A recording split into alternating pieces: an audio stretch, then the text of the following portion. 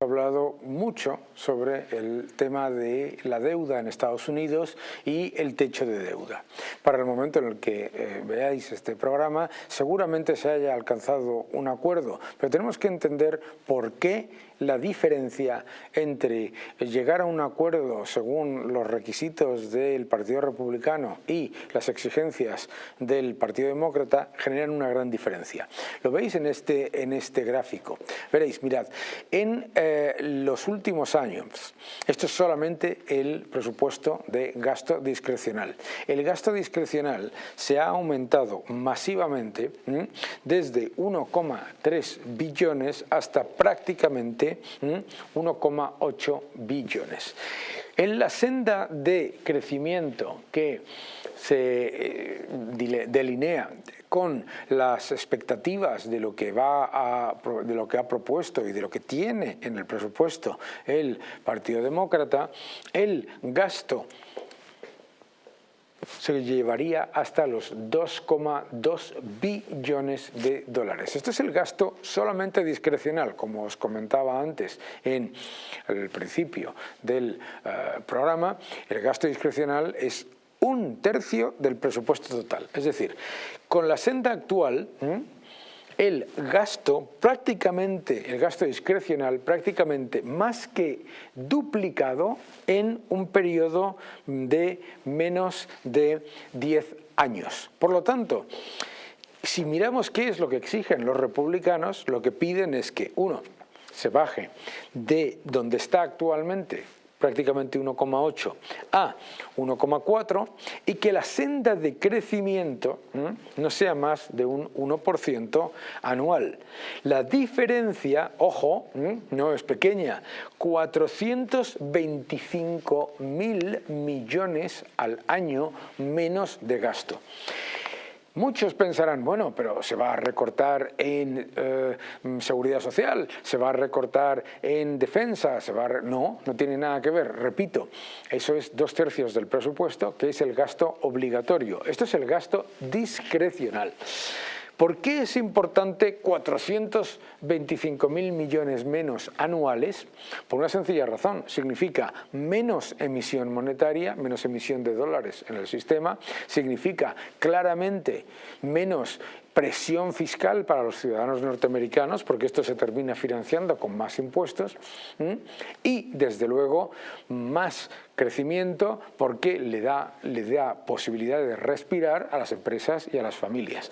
Esos 425.000 millones al año de gasto son muy importantes para reconducir las finanzas norteamericanas a un nivel al menos de estabilidad. Ojo, con esta senda, en cualquier caso, el endeudamiento de Estados Unidos básicamente lo que haría con respecto al Producto Interior Bruto es no aumentar, pero no bajar. Todavía hay que hacer más. Y ahí es donde va a ser necesario llevar a cabo una revisión profunda de gastos obligatorios, en los que también hay factores que deberían ser analizados por parte de las autoridades si tienen un presupuesto responsable. Vamos al siguiente gráfico y seguimos comentando. Si miramos este gráfico, hablamos constantemente al final, más deuda significa más consumo de unidades monetarias. Más consumo de unidades monetarias significa a medio plazo más inflación o más recortes o menor crecimiento y desde luego empobrecimiento generalizado. Ojo, por favor, a los datos de inflación para Latinoamérica para el año 2023 de los principales países. Las nuevas estimaciones de inflación para los países latinoamericanos nos dicen lo siguiente. Atención, Venezuela, una inflación anual estimada de 259%. Argentina, una inflación estimada del 108%. Eso significa que cada año el poder adquisitivo de la moneda se pierde completamente, ¿de acuerdo? ¿Qué significa también? Los dos países con la política que exigía Podemos y que exige ahora Sumar de imprimir moneda con mirada expansiva, monetizar todo el gasto público que sea necesario y aumentar masivamente el peso del sector público en la economía. Fijaos el nivel de empobrecimiento. Ojo, crecimiento. Argentina ya, las estimaciones, asumen una caída del Producto Interior Bruto de nuevo. Es decir, que el país lleva en esta inflación, con esta política absolutamente devastadora. Y claro, hay que prestarle atención. ¿Por qué? Fijaos, los países de Latinoamérica, Colombia, que se ha lanzado a una política populista en la que quiere el gobierno que se lleve a cabo una política monetaria similar a la de Argentina, ojo con eso. ¿Por qué? Porque Colombia va, ojo, con un nivel de inflación que es prácticamente el doble al de la media de sus comparables.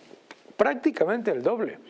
En Chile el gobierno también había anunciado, aunque luego no pudo, que quería aumentar masivamente la masa monetaria para crecer más. Pensadlo, esto lo dicen siempre, hay que imprimir dinero para crecer, hay que imprimir dinero para crear riqueza, y luego lo que hacen es crear pobreza, porque es lo que ocurre. Y fijaos por otro lado, cómo los países que tienen una política monetaria más lógica y más ortodoxa, ¿qué es lo que les pasa? Fijaos, Uruguay, muchísima menos inflación que la media. Fijaos también en el caso de ¿quién tiene la inflación más baja en Latinoamérica? Ecuador. ¿Y qué le pasa a Ecuador? Que no tiene moneda propia que dedicar a ponerse a imprimir como locos, etcétera, etcétera. La inflación más baja y además una situación económica mucho más sólida. Es decir, cuanto más te dedicas a imprimir moneda, cuanto más te dedicas a aumentar los desequilibrios fiscales vía aumento masivo del gasto público y del sector público, fagocitando el tejido productivo y dedicándote a imprimir moneda, más pobreza generas, más inflación generas, menos crecimiento generas, y cuando tienes una política monetaria más seria, el nivel de inflación es muchísimo menor, el crecimiento es mayor y también muchísimo mejor la sostenibilidad de los servicios públicos. Vamos al próximo gráfico. En este gráfico analizamos con Focus Economics cuáles son las estimaciones para el crecimiento global en los próximos meses para el año 2023. Os ha dado por un momento muy interesante ver cómo ha habido una revisión generalizada de las estimaciones para 2023 de los países más importantes, Estados Unidos, la Unión Europea, ligeramente mejor, escapando la recesión. Estados Unidos y la Unión Europea escapan la recesión, ¿cómo? Gracias a la caída de las materias primas, fundamentalmente. Adicionalmente, un crecimiento bastante más bajo de lo estimado en China. Y el principal país que está generando el crecimiento global es India. De los países desarrollados, bajo crecimiento en general, pero, ojo, elevada inflación, muy elevada inflación todavía, no solamente en el año 2023, sino en el año 2024. Pensadlo por un momento, estamos hablando de una inflación de más del 10% entre los años 2023 y 2024 con lo que se supone que es una política contractiva. Y esto es peligroso porque hablábamos antes de esta inflación.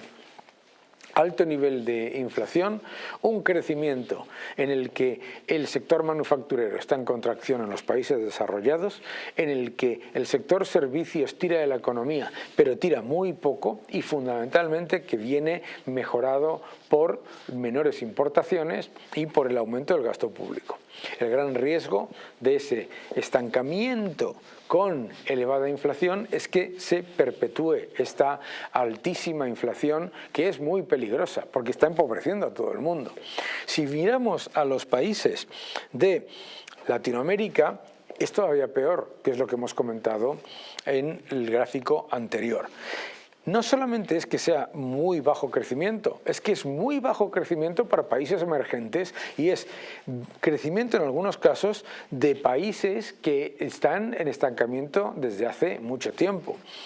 Y ese problema viene del aumento masivo del populismo en los países de Latinoamérica. En vez de fortalecer la inversión, en vez de atraer más capital, en vez de generar mayor crecimiento, lo que está pasando es que se está aumentando masivamente los desequilibrios fiscales y por lo tanto la inflación es elevadísima, el crecimiento es bajísimo y se está cayendo en una década perdida. La década perdida de Latinoamérica es un gran problema porque la decisión de los votantes de apostar por el populismo luego lo que lleva es a mayor empobrecimiento y perder una década completa es devastador con respecto a innovación, con respecto a inversión, con respecto a empleo, con respecto a posibilidades para todos los ciudadanos. En realidad es empobrecimiento, porque claro, es empobrecimiento a nivel global. Y son países emergentes que tendrían que tener ahora mismo estimaciones de crecimiento que se debían mover entre el doble y el triple del crecimiento de los países desarrollados.